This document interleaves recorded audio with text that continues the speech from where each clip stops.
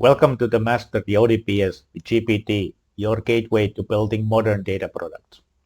I'm Dr. Jarkko Moilanen. I'm the igniter and lead maintainer of the specification, and I'll be guiding you on this very practical journey.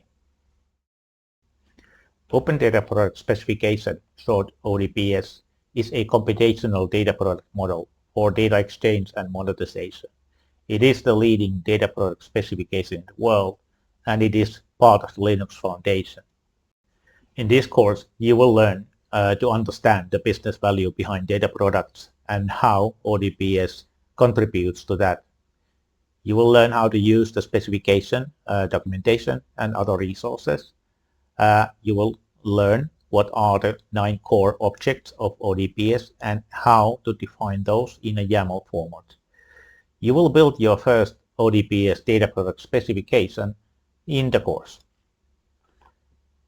To do this, we will use a custom-built ODPS GPT tool, which gives you the opportunity to define in business language what kind of data product you want to create, and the tool generates the ODPS compliant YAML files for you. No more thinking. Master the ODPS today. I'll guide you in your journey. So let's start defining your first data product with ODPS.